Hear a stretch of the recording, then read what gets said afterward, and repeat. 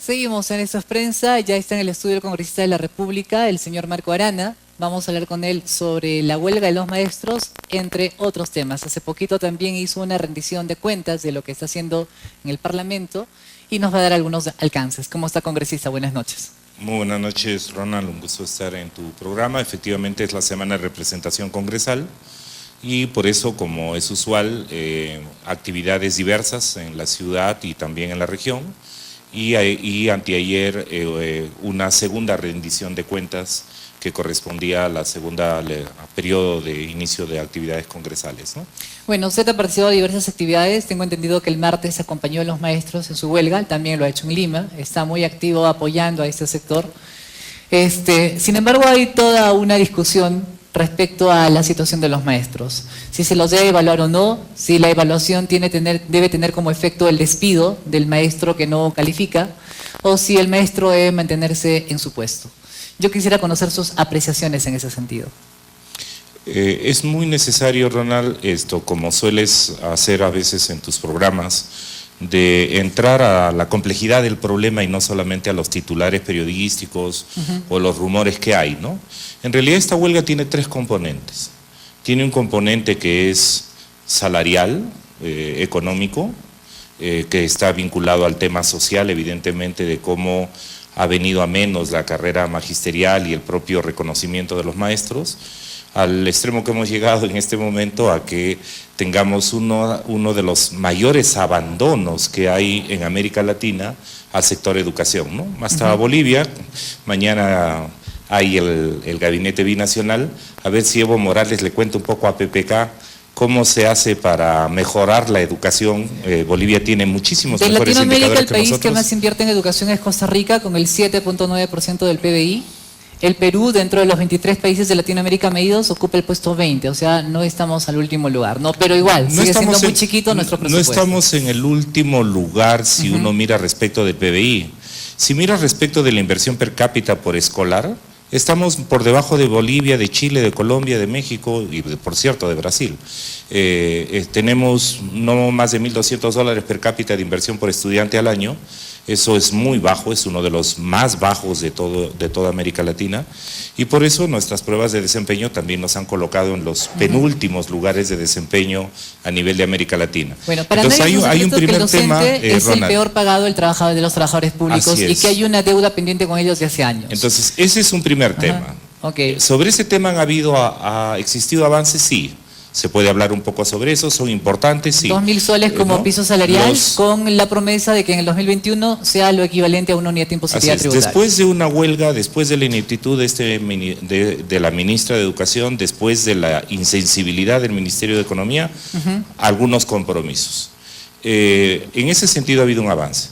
Un segundo problema está relacionado con el tema estrictamente pedagógico, que tiene que ver con la evaluación equivocada, lo hemos señalado varias veces, lo hemos denunciado, que el ministro Saavedra tenía y que ha continuado con la ministra Marilu Martens.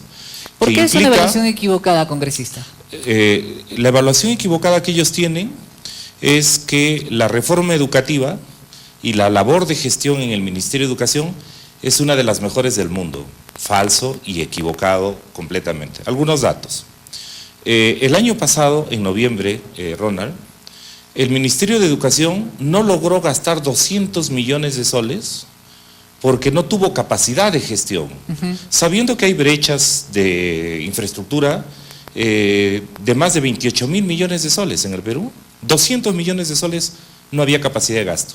Y esos 200 millones de soles tuvieron que ser, por ley del Congreso, pasados al Ministerio de Salud, que no tenía en ese momento dinero para abastecer los quirófanos y sus farmacias. Ya, uno, entonces, la ineficiencia, un problema de entonces, gestión. ¿ya? Segundo, el señalamiento de la reforma educativa es una de las más exitosas que hay, cuando sabemos que la brecha que se ha incrementado entre la educación rural, la educación de fronteras, la educación intercultural y la educación urbana es inmensa, es inaceptable la brecha. Este modelo que estamos empleando en el Perú, para que el televidente tenga idea, se está aplicando en México y en Colombia.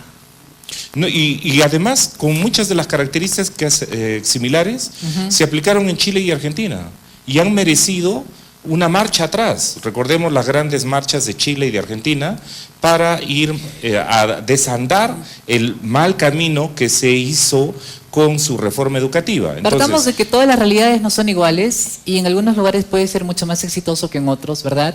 Y en algunos probablemente fracase como han fracasado en algunos países. Y que no queremos y no debemos hacer que fracase en el Perú. No estamos al frente del mejor modelo educativo. Congresista, tengo que ir a una pausa.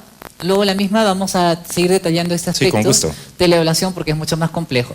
Volvemos en Esto es Prensa. Conversando con el congresista de la República, Marco Arana. En la pausa me ha estado detallando un poco más del pensamiento que tiene respecto a la huelga de los maestros, a la situación del sector de educación en el país y a la manera probablemente tan desatinada que ha tenido el gobierno central de manejar esta huelga que ya tiene varias semanas. Nos habíamos quedado en el punto 2, en el de la evaluación, en el tipo de la evaluación, en la preparación que tienen los docentes, y si esta es la panacea para el problema que tenemos en el Perú. ¿Lo es? ¿No lo es en su apreciación?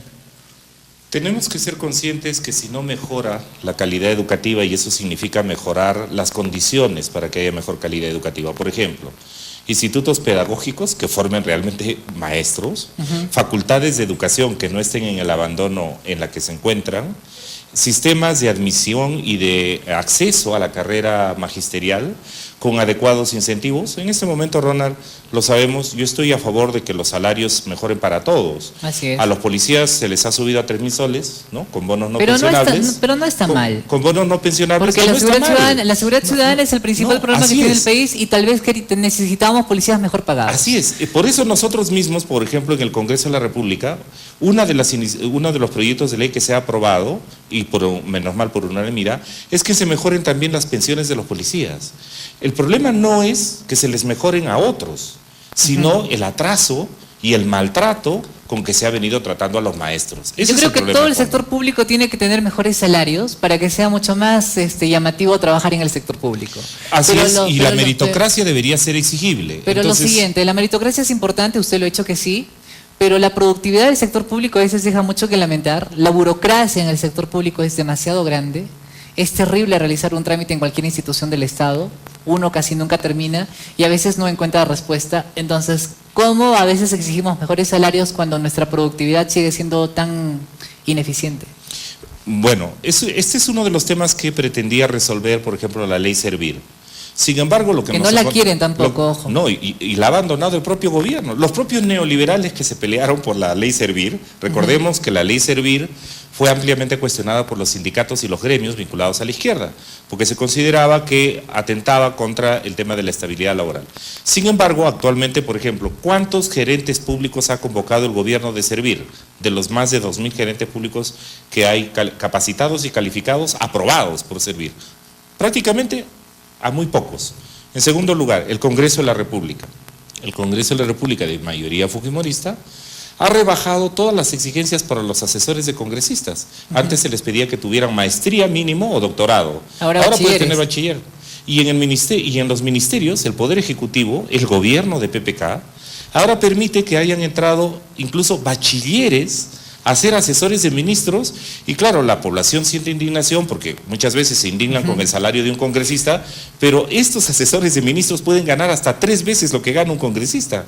Y entonces, ¿cómo no va a generar indignación, Ronald, que se le exija a maestros que ingresan a la carrera pública magisterial con 1.200 soles de sueldo, que con descuento sacan 700 o 800, y se les permita y se les exija a ellos meritocracia y evaluación? Pero cuando a personal del Congreso, del Ejecutivo, yo ha de que servir hay profesionales de otros sectores que están mejores pagados que los docentes, pero cada tema en su área y cada problema hay que resolverlo dentro del ámbito que corresponde. Pero el principio meritocrático debería ser exigible a todos. O sea, tú no puedes decir exigencia de meritocracia a los maestros y a los demás no. Tal vez sí, pero no es lo mismo tratar a un policía que a un maestro como tratar a un maestro que a un médico, ¿verdad? Cada uno en su rublo y en su rama. Efectivamente, pero igual como, por ejemplo, en la policía se está exigiendo que haya mejor formación. Recuerda que por eso se pasó de un programa muy corto a 3 años de formación. Por eso es que, por ejemplo, se está exigiendo que tengan mejor calificación, y hay que saludar que hay policías que están haciendo, aparte de su formación incluso policial, formación académica, que además les es reconocida y facilitada por la institución, en buena hora. Todo eso está bien. Ahora, el tema de la estabilidad laboral es relativo, porque en el sector privado nadie tiene asegurado el cargo. Si dejas de ser productivo, te vas. Ya pues, y en el sector público me imagino que debería ser igual. No, ahí estás tocando un problema muy crucial. No es lo mismo manejar una empresa que manejar un sector público. Tal vez. No es lo mismo una política pública que una política de marketing y de promoción privado. comercial. Son dos cosas distintas. El sector público tiene como misión garantizar bienestar y bien público. El sector privado tiene como objeto y misión, casi la única, no, menos mal ahora está todo el discurso de responsabilidad social, pero es general la mayor cantidad de lucro en el menor tiempo posible. Okay. Y son dos fines diferentes. Pero igual, por eso es que el gobierno está ambos fallando. sectores tienen trabajadores y profesionales. De acuerdo. Ambos emplean. Y los regímenes laborales son muy parecidos para ambos. Lo que nosotros tenemos que exigir es mejor gerencia pública, mejores funcionarios públicos. Y sin duda la educación es un tema crucial, porque no hay desarrollo sin adecuado desarrollo de la educación, ¿no? Para redondear la idea, congresista, los maestros deben volver a las aulas y este único punto que ha quedado en la discordia, debatirlo técnicamente y el Congreso actuar, porque el Ejecutivo no va a poder modificar una ley aprobada por el Congreso. Mira, yo he mantenido tanto reuniones con la gente del Ministerio de Educación, los asesores de la ministra, el gabinete ministerial, junto con toda la bancada de Frente Amplio, como con los principales dirigentes de los UTES regionales. Y además hemos mantenido conversaciones con diversas instancias. Yo saludo que la Defensoría del Pueblo y que la Conferencia Episcopal hayan emitido un comunicado diciendo que se restablezca el diálogo y que en el punto en el que no hay en concordia, que se llegue a una solución por el bien de los estudiantes. Les ha faltado decir también por el bien de los propios maestros. Las condiciones, Ronald, en que están nuestros maestros de Cajamarca y los que han venido de otras regiones a Lima. No es muy buena. No solo no es muy buena, es paupérrima, es terrible. Sí, pero la de los estudiantes también es muy triste, ¿no? No, por eso digo que el comunicado es muy bueno, está llamando la atención sobre el derecho de los estudiantes y esto, además, en un contexto, Ronald, muy acuciante. Si la huelga se prolonga, se pierde el año escolar, porque todavía estamos a tiempo de reprogramar clases, pero si tal cual siguen las cosas, se prolonga la huelga, pueden ocurrir varios escenarios. Uno, no se puede recuperar el año escolar. Dos, se polarizan y se radicalizan las medidas de fuerzas y lo que puede haber es mucha más represión y pueden haber más violencia, desesperación del lado de los maestros, represión policial del lado del gobierno y eso puede generar en una situación de conflictividad esperemos mayor. No llegar a esa situación, Así congresista. es. Tengo una pausa de 1 minuto, volvemos para que nos explique respecto a su trabajo parlamentario, pero quiero contarles a los televidentes que ya llegó el kit prepago DirecTV, ahora con cobertura nacional, para que disfrutes de tus partidos, noticias, películas y dibujos para los chicos. Recargando desde 20 soles, sin contratos ni recibos que te amarren. El mejor entretenimiento para tu familia, ahora al alcance de tu bolsillo. Compra tu kit a solo 49 soles 90. Actívalo, los primeros 5 días son gratis. Encuéntralo en los comercios de tu barrio, en los principales supermercados y tiendas. DirecTV. Estamos en esta prensa conversando con el congresista de la República, Marco Arana. ¿Le gusta el fútbol? Bueno, los partidos finales, sí, en general, ¿Gana cotidianamente. ¿Gana Perú hoy día o no? Mi deseo es que gane Perú, ciertamente, y que pueda ganar adecuadamente. La hinchada está efervescente y necesitaríamos una victoria. Estamos cerca del Mundial porque todos los resultados han sido favorables a Perú. Pero bueno, mientras la suerte decide el futuro de nuestra selección, cuénteme usted cómo le ha ido en su gestión parlamentaria. El martes ha dado usted una rendición de cuentas y debo felicitar y resaltar esto porque no todos los congresistas le cuentan al pueblo lo que están haciendo y debería ser parte de su agenda. Cuéntenos qué cosas ha conseguido desde su labor parlamentaria. Bueno, recordemos que la labor parlamentaria tiene 3 componentes, legislar, fiscalizar y representar. A nivel de representación, nosotros lo que hemos señalado es que hemos estado visitando algunas provincias y atendiendo algunos problemas concretos, vinculados, por ejemplo, con el tema de todas las gestiones, ayudando en las gestiones sobre la construcción del hospital de salud. Sobre eso hay noticias. Abriendo puertas, mirando dónde están los entrampamientos, facilitando el acceso de las autoridades locales a las nacionales, que a veces con este tema que tú has señalado, burocrático, que es espantoso, ayudando en el tema, mirando el tema de cerca y haciendo todo el seguimiento posible para la ampliación del hospital regional con el área de hemodiálisis y el área de oncología.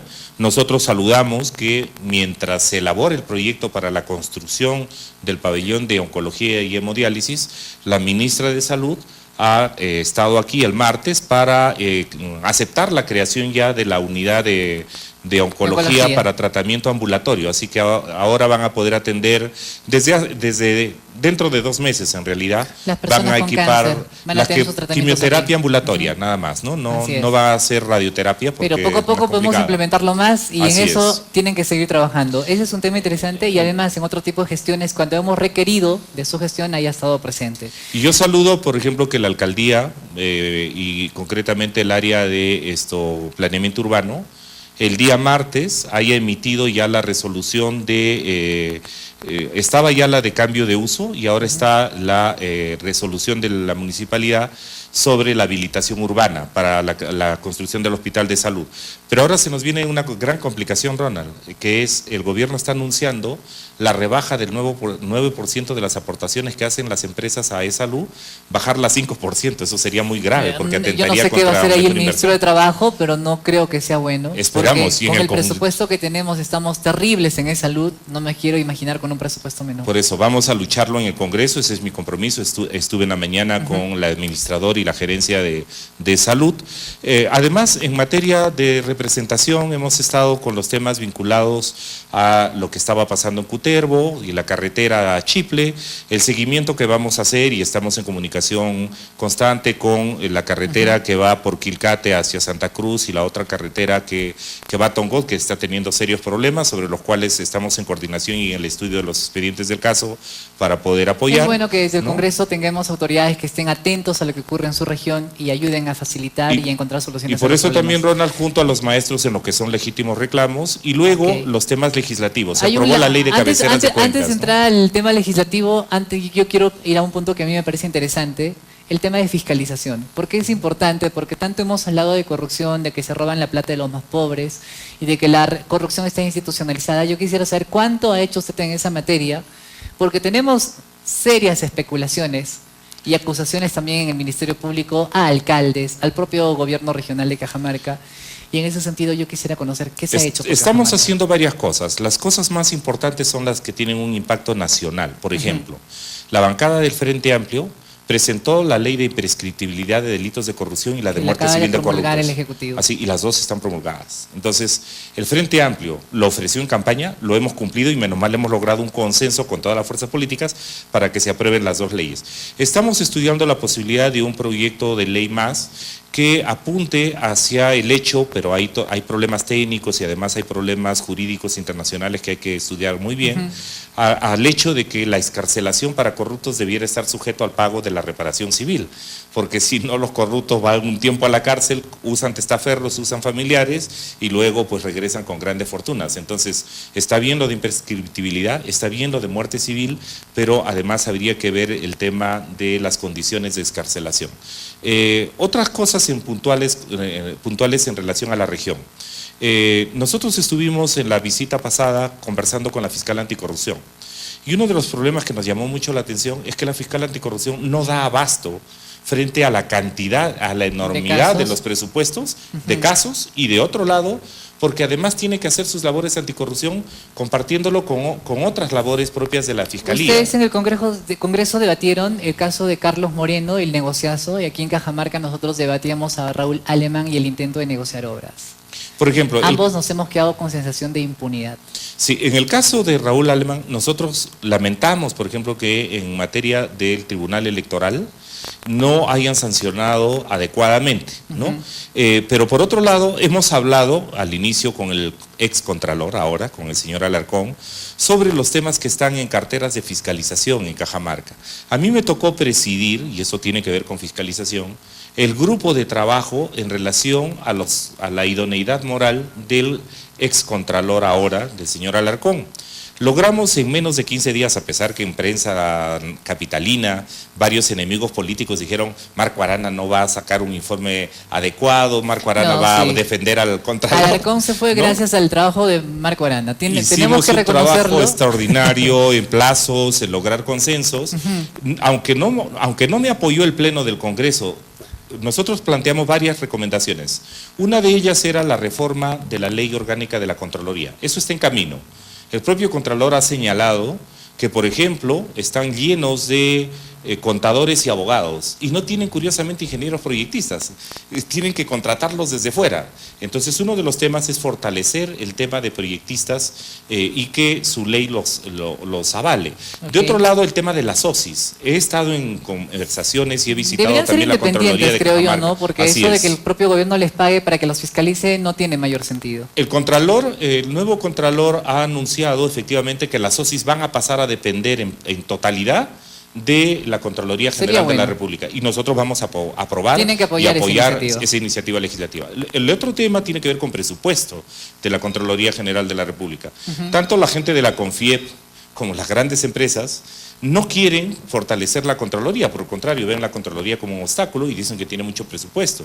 Pero en realidad, si bien es cierto el presupuesto de la Contraloría ha crecido en los últimos años, es todavía muy poco para poder hacer la inmensa labor que necesitamos, como tú has señalado, de enormes denuncias que, por ejemplo, la Contraloría nos da abasto.